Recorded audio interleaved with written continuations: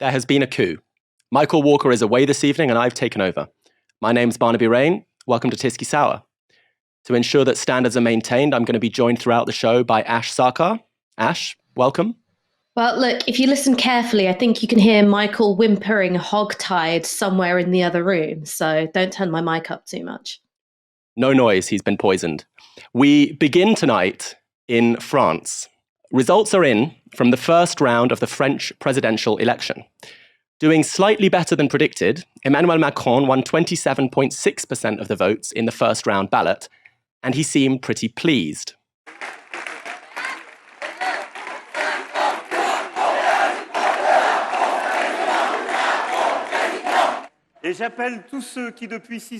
I wish to call on everyone who for the last 6 years up until now has committed to work alongside me to overcome their differences, to come together in a big political movement of unity and action for our country. Meanwhile, Marine Le Pen of the right-wing National Rally, formerly the National Front, came second with 23.4% of the vote. Le Pen has spent the last few years cleaning up her image and distancing herself, at least in public, from her past as a professional racist. Her father once called the Holocaust a detail of history, the founder of her party, the National Front, but her platform focused on two issues. First, of course, was immigration. I will bring back France's sovereignty in all areas, which means the freedom for the French people to decide for themselves and defend their interests. I will control immigration and re-establish security for all. But secondly, and tellingly, Le Pen concentrated on the cost of living. With the prices of gas, electricity, and fuel, nobody dares to be ironic anymore. As president, I will decrease the VAT on all energy products from 20 to 5.5%. Protests against the result for the far-right candidate took place in parts of France. A large fire in Raine began in a square, and protesters also created a mass blockade in opposition to the results, while in Lyon, fireworks were set off and fires lit by protesters. Well, if you're on the left, there are good reasons to express anger at what's happening here. Not far behind Le Pen was Jean-Luc Mélenchon, who broke with the French socialists in 2008 in protest against their rightward drift into neoliberal policies, a story familiar to students of social democracy across Europe. La France Insoumise, his party, got 22% of the vote this time. The French socialists, who held the presidency until 2017 and got 50% of the vote not long ago, are now reduced to 2%, even though their candidate, Anne Hidalgo, was the high-profile mayor of Paris. So consider this. Because the French socialists and French Greens wouldn't stand aside, the second round of voting, which decides the next president, will leave voters the choice between a right-wing neoliberal and a far-right xenophobe. These are the same moderates who always implore us to support lesser evils when it's a dreadful right-winger, but then can never bring themselves to support an actual socialist. Now, unlike the other candidates, Mélenchon managed to invigorate young voters. Today we put on a massive show of support. People from across different generations came. There were those with prams, the elderly, young university students like us. We're all very proud, singing the same songs. Everyone was happy to be here. We're seeing people who say we stopped voting, but for this election that's no longer an option. The world we live in has become so impossible that we have to vote. Yes, I'm going to vote, and I'm voting for Jean-Luc Mélenchon. Analysts now concentrate on Mélenchon's vote share, arguing that the secret to success in this second round will be appealing to those centre-left voters next time. Some suppose that Macron is more likely to do that than Le Pen, and that leftists will hold their noses, as they literally did in 2002, and vote for Macron to keep out the fascist Le Pen. But while Mélenchon has advised his supporters not to vote for Le Pen, he hasn't yet instructed them to vote for Macron. The Financial Times produced this graph based on a poll by IFOP Fiducial. It found that around a quarter of Mélenchon's supporters will vote for Le Pen in the second round, and roughly half of them will simply abstain. Earlier, we spoke to Marine Roussillon, a French academic and left-wing activist. We asked her why so many Mélenchon voters were simply not going to turn out for that second round. It's about anger and despair. I mean, they voted for Mélenchon because they are so angry about Macron's politics. And in particular about what he did with hospitals and schools, and about what he did with the Gilets jaunes, with the big demonstrations that were repressed with a lot of violence. So they are very angry, and I mean, we are all very angry. And it's very difficult to vote for Macron in these circumstances, and especially because we think that Macron is partly responsible of Le Pen's score. And so, you vote for Macron and then you think, yes, but in 5 years later, she will be stronger and stronger because of my vote. But yeah, I think it's very dangerous because maybe they don't realize how Le Pen could be different from Macron, and how having someone racist in power is a really big difference. Well, for French black and brown voters, it may be hard to cast an anti-racist vote for the status quo. After all, right now, they have a president who praises colonialism while prosecuting directly neo-colonial wars like the one in Mali, with Muslim dress banned and police violence endemic. And there's another issue here. Opting for the lesser evil has diminishing returns over time. If the left tells angry people to vote for a haughty Thatcherite, Macron, and if we let the far right be the only oppositional force, talking about the cost of living as if only they were concerned about it, the left risks boosting the racists. Macron 2017 equals Le Pen 2022 was one slogan last time. This is a tragic bind, since stopping the rise of fascism is the most urgent challenge now, but the centre cannot do it. Let's go back to that first graph. It reveals something interesting. Once we include Eric Zemmour, who wanted to ban Muslim names, who defends Nazi collaborators and the racist Great Replacement theory, fully a third of French voters are now opting for the far right and its candidates. So we asked Raine what she thought the prospects of a Le Pen victory were. I'm very afraid that Le Pen would be able to win. I can't say I'm sure there's a chance. I hope there is no chance she would win, but I'm still very afraid because when you count the different scores, it's possible. And what would it mean? My God, we don't know. And it's terrifying because if she wins, it would be easier for all the right-wing traditional electors and elected people and so on to make a kind of union with her or association with her.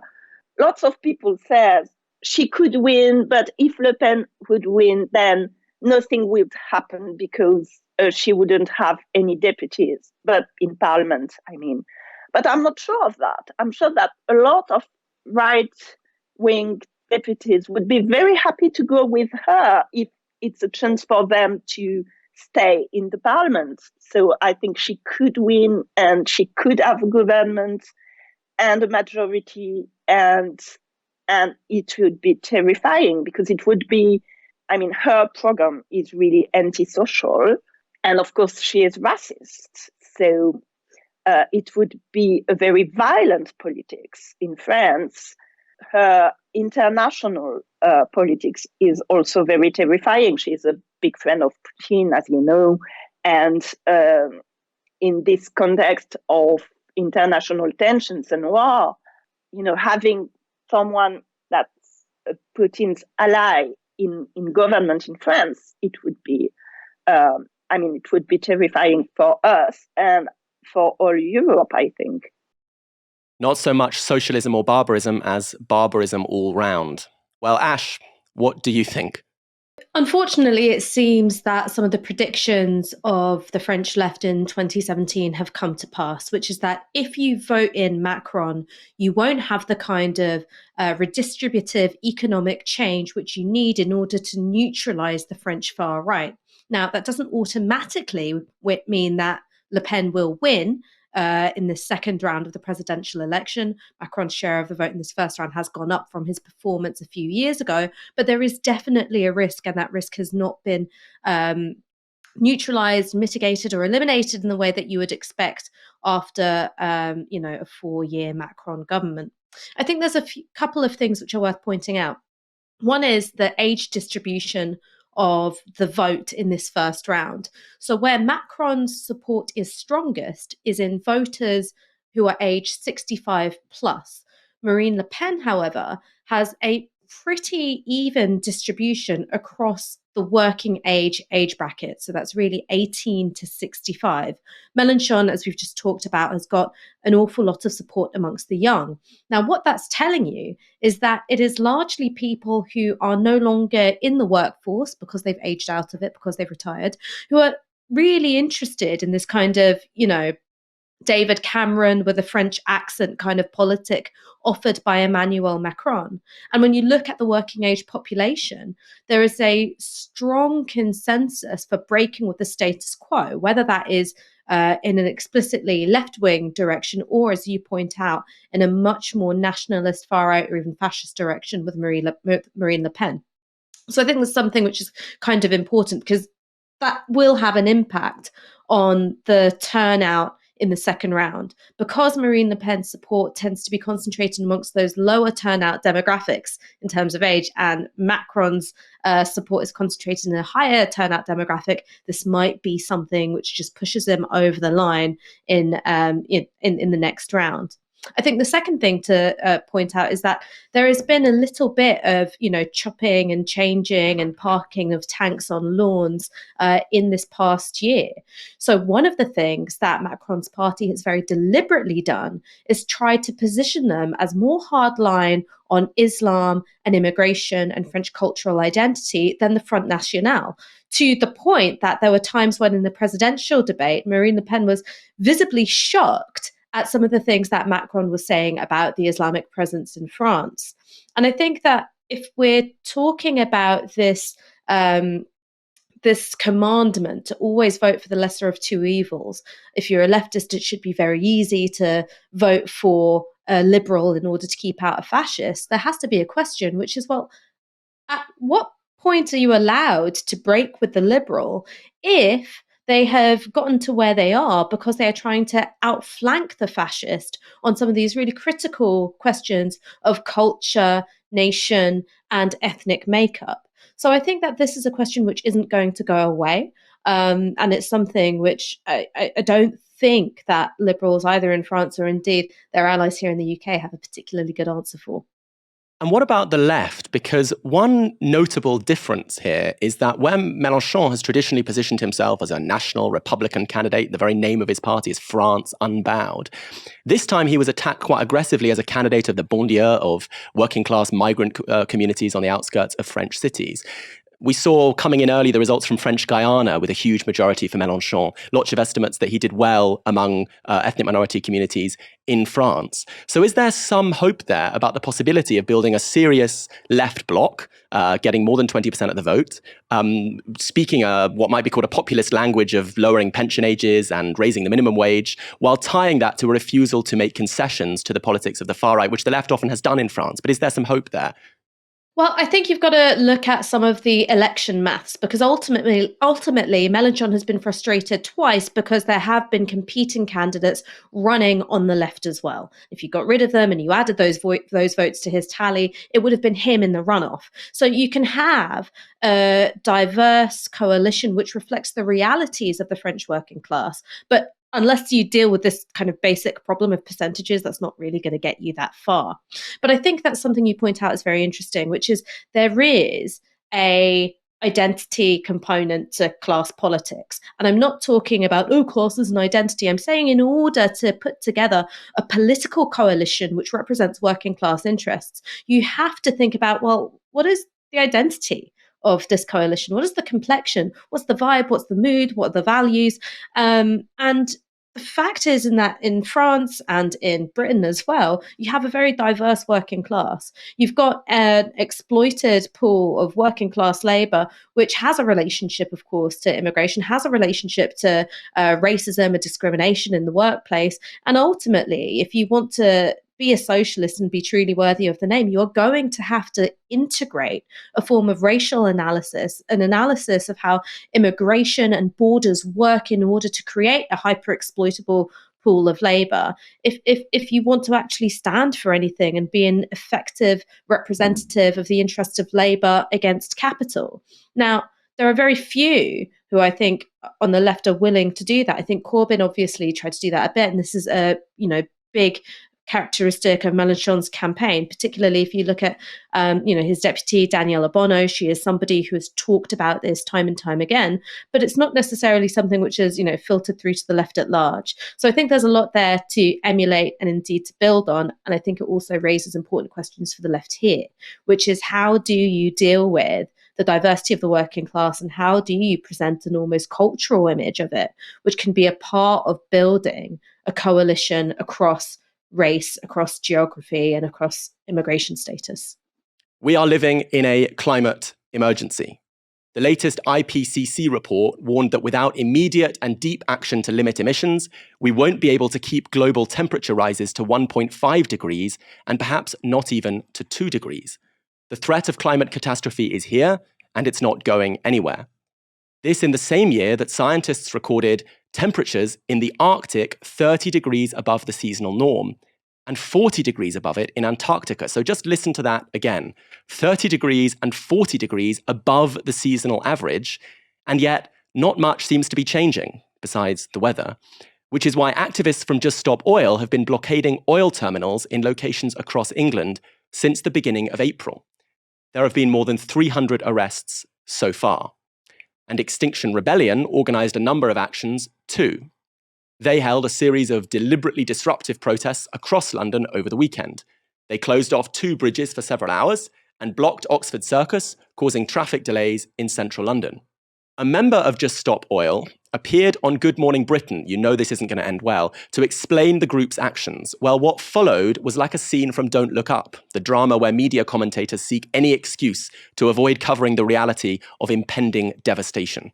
I don't think any of us want to be disrupting people's lives, but I think given the science and the things that academics are saying about what oil is causing around the world and in this country too, this is the level of action that needs to be taken when our government is failing on their energy policies and their climate pledges. But you'd accept, wouldn't you, that it's a very complicated discussion to be had. It's a very complicated thing. And this Just Stop Oil slogan is very playgroundish, isn't it? It's very Vicky Pollard. It's quite childish. Just stop oil. I mean, come on, there's more to say than that, isn't there? I would say that the answers are actually very simple. We need to stop new oil licensing, and that's all we're asking. With the oil reserves that we have now and the oil fields that we have that are still going, that would provide us with 8 years of oil if we said no to new oil, and that's what we're asking for. But how do the blockades advance that argument? They don't, do they? They simply cause nothing but disruption, and you get a negative reaction. I've got to tell you, we were expecting to get some messages of support from our viewers for you. We haven't had one, not one. We've had nothing but furious complaints from people. Nothing positive at all. I wonder if any of you have read the latest IPCC reports that have come out this year. Yeah. What they have said is that we are on the road for climate catastrophe. We are on the road for 3 degrees of warming. This will happen to my generation, to your children's generation, potentially to your grandchildren. And I think we have a moral responsibility to act now. We're supposed to be climate leaders. We're geopolitical leaders. We could set the way for the whole planet by committing to stopping oil, moving to energy efficiency, moving to renewables, moving to insulation. And I think the children and the future deserve at least that. Well, I thought that campaigner was excellent. But what the clip shows, besides how inane Richard Madeley can be, is that he has little or no understanding of what Just Stop Oil are demanding, even though he was interviewing them, which isn't an immediate end to oil use, but for the UK to stop issuing new oil licenses for North Sea excavation. Their argument is that the UK has enough oil reserves to cover us for 8 years, and that by the end of that period, we should have significantly reduced our reliance on oil. But Madeley wasn't alone. Rather than address the actual issue, journalist Lowry Turner took the opportunity to belittle the campaigners as well. The one group of people have decided that they are the ones to save the world. And there's a certain po-faced, incredibly irritated, I'm getting it coming off in waves towards me here, like, how dare you question us because we know what's right. I'm going to glue my hand to some tarmac and then I'm going to be a martyr and I'm going to be a good person, while the rest of us can't get on with our days. I mean, with respect, Miranda is 20. I'm more than twice her age. I've got kids, I've got a job, I've got an elderly mother. We have to get on with our lives. Most people feel they're doing their bit. They are doing the recycling. They're trying. I can't afford an electric car. I can't afford a heat pump. Most people can't afford that. The people that the campaigners should be focusing on is the government, not on ordinary people. But it's about ego. There's no doubt that we've had a winter without any protest, but as soon as the sun comes out, it's eco-festival time. And it is a festival. It's a big jamboree. It's let's get on social media. Let's sit down with a placard. Let's advertise to my friends what a great person I am. While the rest, ordinary people who have to go to work, can't get to work. When the cities are underwater, some people will still be complaining that ordinary people just want to get to work. What was so striking about this segment is the way that everyone except the activist seemed desperate to avoid the issue of the climate crisis, and the way they couldn't seem to face up to the scale of what's going to be needed to avert it. The focus was entirely on the temporary disruption of these protests instead of the permanent disruption ahead. Disruption came up again when Environment Secretary George Eustice appeared. Can't these protesters, once they've made their protests outside the oil refinery or wherever, why can't they be moved on? Why can't they be arrested for obstruction? And the road opened up and the oil or the gas or whatever get out to where it's needed. Why are they allowed to blockade these places for hours at a time? Well, we're in the process of making some changes to the law, seen by some as controversial and by some as affecting peaceful protest. The right to protest is obviously really important, always has been under our constitution. But it is important that you've got the powers to move people on when they are disrupting the lives of others and conducting protests like this that aren't just about making a point, which everybody understands and is a right that they should have, but actually are calculated to damage and undermine other people from going about their daily business. So we're making some changes to them. Priti Patel has said in this morning's newspapers that the Labour Party are guilty of obstructing changes to the law, which were meant to give the police extra powers to deal with these protests. But surely we've got those powers already. It's called the law of obstruction. If I were to stand outside a supermarket to make a protest of some kind and I was stopping people going in and out, I would expect someone to come along after 10 minutes and feel my collar. Why can't we use the existing laws, as I say, in particular, the law of obstruction? Well, as you'll recall, Richard, there's been other problems there. We did use some of those laws when we had people gluing themselves to motorways, which was a major public safety hazard. And I remember your programme covering that in detail last year. But what we were finding is even when they were being prosecuted, they were then returning and gluing themselves to motorways again. So the law does need strengthening in this area, in our view. And it is right that the Labour Party in the House of Lords have been blocking some of those amendments as they've been going through Parliament, as they've been debated. But we do think we need to strengthen the law here so that the police can move people on when they're doing this particular aggressive type of protest.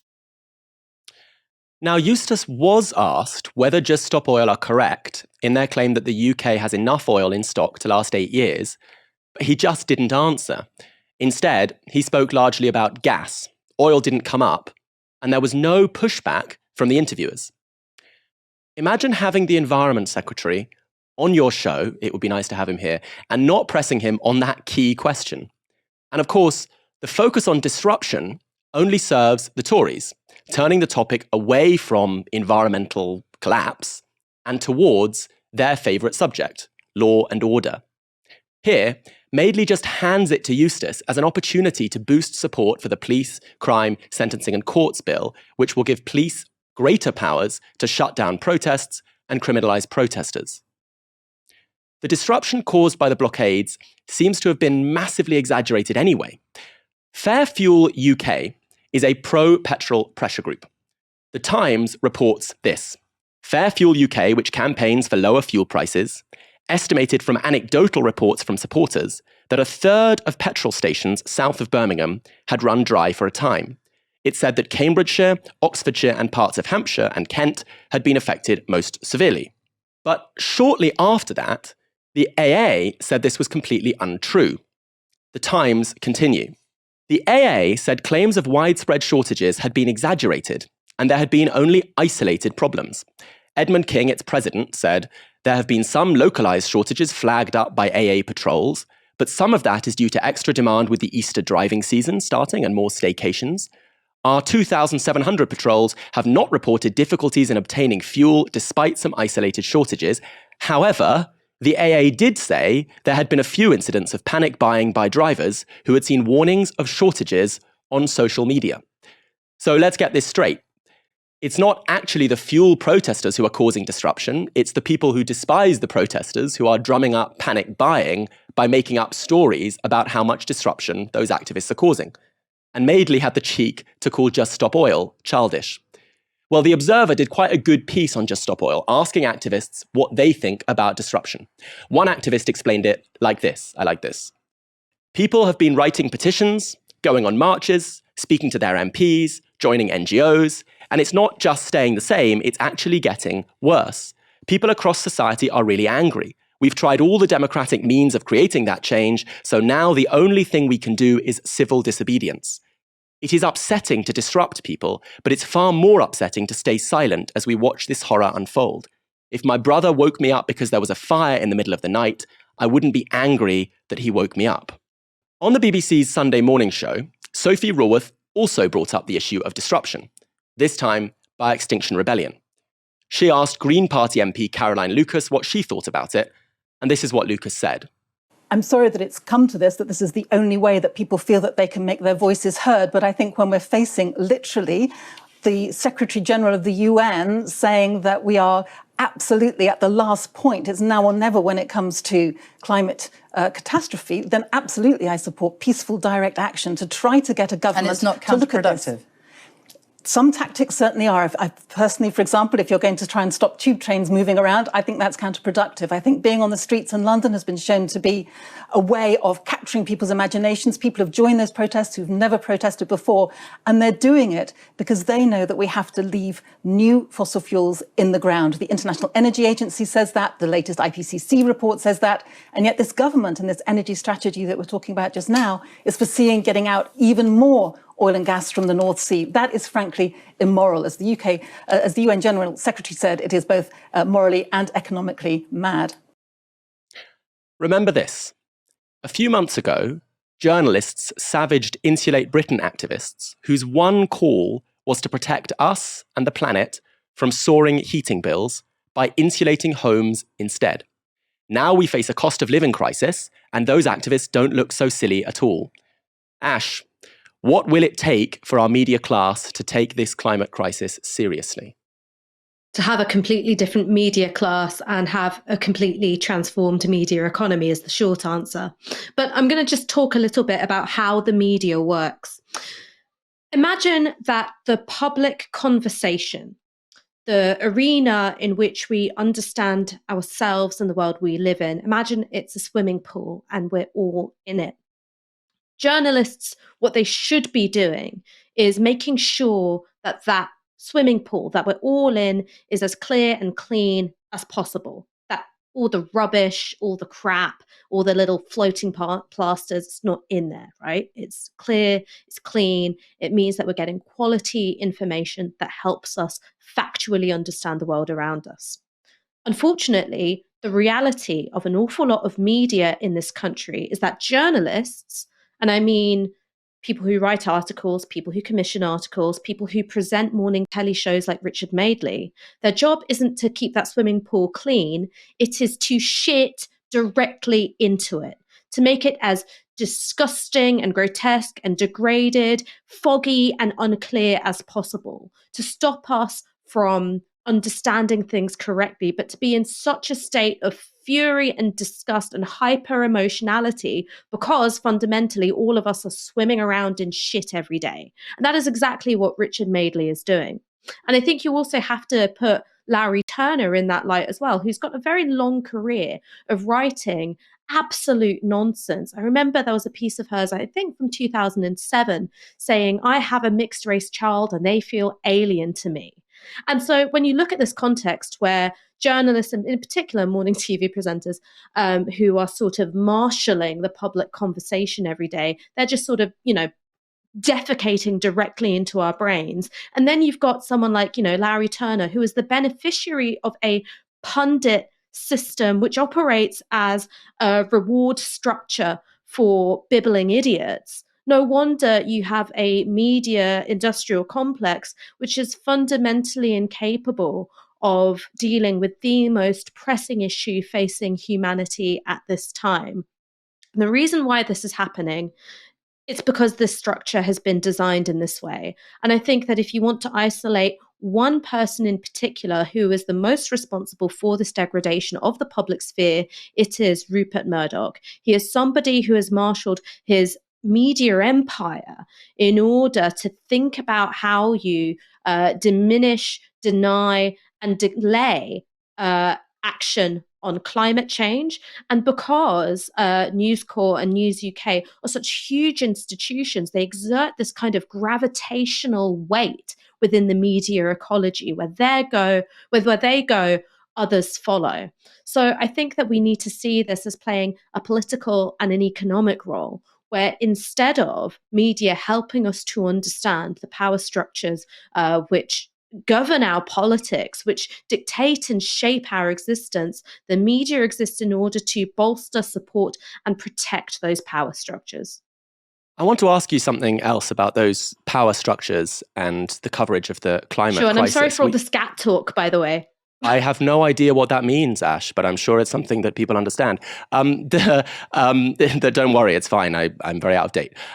So we heard in that clip, Richard Madeley, I think, or they all look the same and sound the same, journalist contrasting ordinary people with climate activists. And it's a contrast that is very common to the denigration of radical politics. Ordinary people who just want to get to work versus weird radicals who care 50 years ago about civil rights in the United States or 100 years ago about votes for women or today about the planet. So climate change has entered into that kind of register of the causes of the weirdos. Is that the fault of the climate movement? So we've got a comment, for example, on YouTube from Nicola Curtin, who says, we must have more of what Extinction Rebellion are doing. Let's stop worrying about inconveniencing the bosses, which is what they mean when they talk about inconveniencing people. But some very radical climate activists and writers like Andreas Malm have been quite critical of some of the Extinction Rebellion actions and have said they wrongly target ordinary people when they should be instead focused on targeting big corporations and states. I don't know how possible that is because, of course, we're all involved in the manufacturing of the climate crisis, even though very unevenly so. Big companies are responsible for 70% of global emissions, but we're their customers. So do you think it's possible to have a different kind of class politics of climate change? Do you think that climate activists need to change the way they're doing this? Or do you think that the counterposition between activists and ordinary people is just a kind of right-wing device that we're never going to be able to get beyond? Have Extinction Rebellion done some silly things and things which I think are really stupid? Yes, absolutely. Do you have some kind of, chickpea eating yogi weirdos who really love turning up to climate stuff? Yes, absolutely you do. But you have weirdos in literally every part of organized politics. And I'm talking not just about the left, I'm talking about the Liberal Democrats, the Independent Group for Change. They were fucking weird. Young Tories, have you seen them, man? All right. Politics is ultimately a contact sport for people who didn't get invited to loads of parties at sixth form. And that's fine. I was one of those people. All right. Everyone's a weirdo. So this idea that I think that you can strategize, I mean, I'm kind of going through some stuff right now and it's bringing up some memories of not having a date for my sixth form prom. But I don't think you can necessarily comms or strategize your way out of that because it will always be an attack line which is used more against the left. And that's because there's this very long history that you talk about of the loony left who are out of touch with ordinary people. And that was done on the basis of support for gay rights in the 1980s and the 1990s, going back further on matters of racial equality, goes way, way back.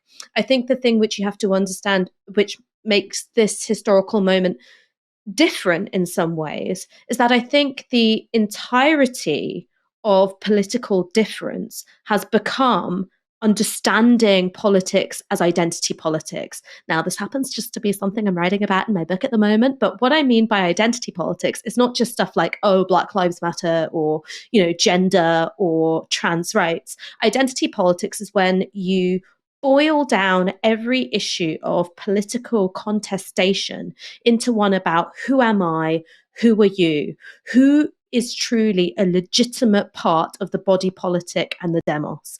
And that is exactly the game that's being played on Good Morning Britain, you hear it from Larry Turner, you hear it from Richard Madeley. You are weirdos. That's who you are. You've got ego. You're trying to make me feel bad. You're a 20-year-old who doesn't know anything. You've got a savior complex, whereas me, I'm just an ordinary struggling mum who's on TV every single morning spouting some absolute shite. It is taking climate change, which is really at its heart an economic issue. It is about the distribution of resources, the extraction of resources, the exploitation of land and labor, but it's boiling it down into who am I, who are you? And I think that there is an element to which the left and the climate movement have to think about how you neutralize some of that stuff. And I actually think that some of the interviews in The Observer did it very well when they're talking about things like disruption. Look, if my house was on fire and you woke me up, I wouldn't be mad that you woke me up. You do have to do an element of comms. But the fact is that you are also always going to be demonized because what you're doing is a threat to the powerful and the wealthy. And one last question. You said about this, you said climate change is an economic issue. It's also an issue of imperialism. One of the striking features of the Paris COP conference was the starring role of the then president of the Maldives. In the COP Glasgow conference, we had the starring role of the Prime Minister of Barbados, pointing out that climate change is, like so much else, a problem cooked up in Western capitals for which the global South is already paying a particularly vicious kind of price.